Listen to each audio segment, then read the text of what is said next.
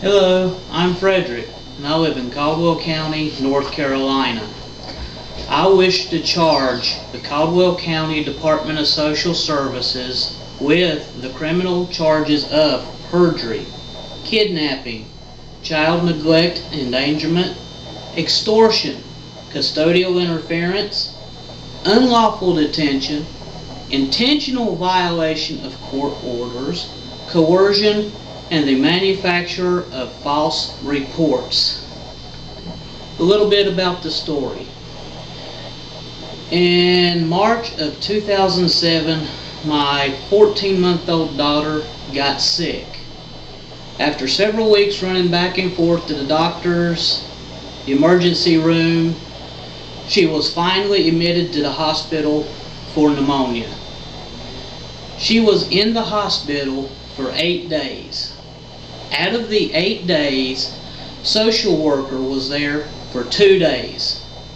In that 2 days, the social worker decided that the only reason a child will lose weight is the intentional neglect and starvation of the child. In her words, it's medically impossible for a child to lose weight any other way. Well, needless to say, they took our 14-month-old daughter from us. After 5 months, they refused to take it to court. The district attorney finally dropped the charges after we were forced to take a parenting class we didn't want to take. The reason it was dropped is the district attorney made a deal with my attorney and my wife's attorney that if we took the class, the case would be dropped. I don't know what my wife's attorney told her. I wasn't there. But my attorney said basically, take the deal or I can no longer represent you. When we brought up and even showed him the lies on the paperwork, that it was improperly filled out, she had not followed the state law, she had not done a complete investigation, she had harassed our oldest daughter, which they did not take from us, and well, what do we do about all these illegal stuff from DSS? Even though the court ordered that we got visitation, we were lucky if we got it. We were denied several times our right to visitation. The attorney's words were, there's nothing you can do about it. And you know what? He's right. Caldwell County can walk into any court of law, lie their ass off, and there's nothing you can do about it. I wrote a letter and even made a phone call to the head of the Department of Social Services, asking an investigation on these social workers.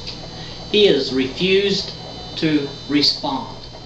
I could not go to the district attorney's office. The district attorney's office was acting in bad faith and knows everything that I know. I called the North Carolina State Attorney General's office. You know what the North Carolina State Attorney General's office told us? They represent state agencies. When I asked, well, what about the illegal actions of this agency? It's none of their concern. Enforcing the law is none of the North Carolina Attorney General's office's concern.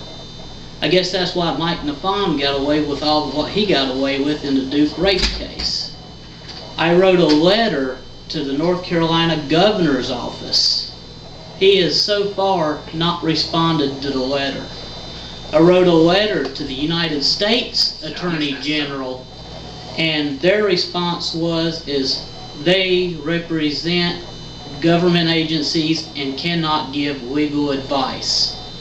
I went to the news media. Their response, go to the Better Business Bureau. I don't even think they read the letter that I sent to them. They just sent a form letter back. I am here on YouTube asking for your help. No, I'm not asking for your help. I'm begging for your help.